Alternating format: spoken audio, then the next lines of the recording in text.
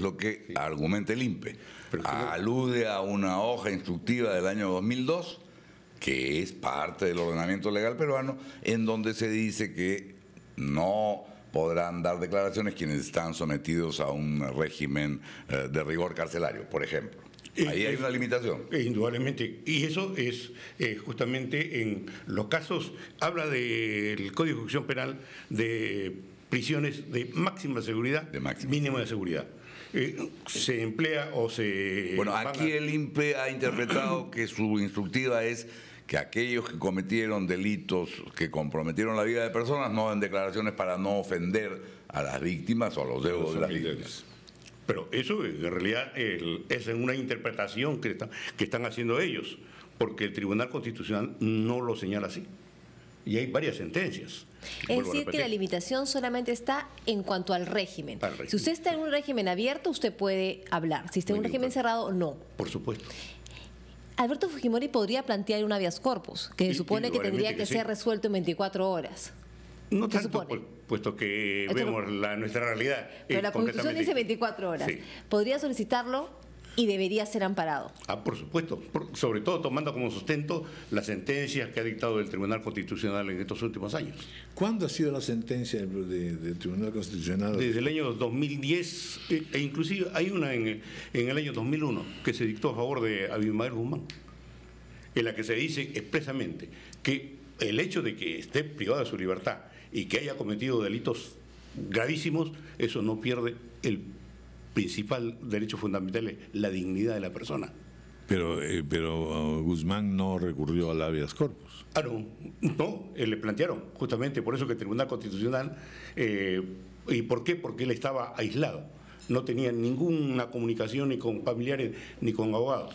Bueno, entonces se planteó un habeas corpus y a partir de ello ya el Tribunal Constitucional ha venido dando muestras de aclarar y precisar cuáles son los derechos fundamentales que son vulnerados. ¿Qué hacemos cuando hay una colisión entre el derecho y la razón política? Nosotros en el Perú estamos muy acostumbrados a la razón política. Cosa que no debe ser así. Pero a ver, ¿cómo se construye esa otra cosa? El Tribunal Constitucional también ha hecho mención al control difuso. Aquí estamos nosotros frente a un artículo primero del Código de Ejecución Penal y frente a una directiva que han impartido ellos. ¿Cuál tiene primacía? Es lo que el artículo primero del Código de Ejecución Penal, porque es una directiva que han impartido ellos y una parte de una interpretación que hacen para poder restringir derechos. Cuando señala expresamente este Código de Ejecución Penal y la sentencia del tribunal, solamente se podrá restringir o suspender derechos cuando la ley así lo señale. Pero una directiva es solamente una cuestión administrativa. Pero si tengo yo un artículo del Código de Ejecución Penal que dice expresamente que el interno gozará de los mismos derechos que una persona libre, a excepción de lógicamente, que la ley lo señala. Si prevalece la posición del INPE, uno puede entonces plantearse como medio de comunicación, decir, nosotros queremos entrevistar al señor Fujimori y lo vamos a hacer por escrito. ¿Qué hace en ese momento el INPE? Tiene que acceder. Yo no veo, sobre todo cuando ya también el Tribunal Constitucional, y así tenemos que se ha concedido entrevistas a diversas personas que han cometido delitos de homicidio y el INPE ha accedido a estas entrevistas. Entonces, la sentencia del Tribunal Constitucional, al pronunciarse sobre el principio de igualdad ante la ley, dice, todos somos iguales ante la ley y en la ley. ¿Y qué significa esto? Todos tenemos los mismos derechos y los mismos deberes. ¿No está el señor Fujimori utilizando, mediante un ardid jurídico, precisamente el que el tema crezca y se convierta en un problema y como consecuencia indirectamente está manejando el medio de comunicación, por así decirlo? Indudablemente que podríamos llegar a una interpretación, pero ¿qué resultados tendría ante la opinión pública?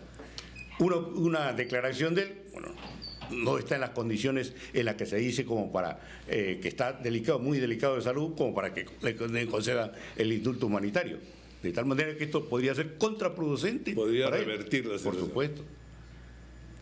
¿Le gustaría estar usted de abogado en este caso? El problema es político. Yo me centro en lo jurídico. Bueno. Es un diagnóstico certero, en todo caso, el que nos da el doctor Amoretti, porque hay aquí un problema ciertamente de carácter político más que jurídico. Más que jurídico, sí.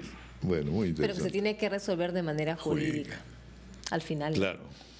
Sobre todo para la salud política del país, ¿no es cierto? Nosotros hemos tenido situaciones muy tristes en esta violación de derechos humanos y sobre todo por razones políticas, ¿no? Doctor Mario Amoretti, como siempre, muchas gracias. De igual manera, gracias. Buenos días. 9:01 de la mañana, estamos cumpliendo la primera hora de ampliación de noticias, un breve descanso y continuamos.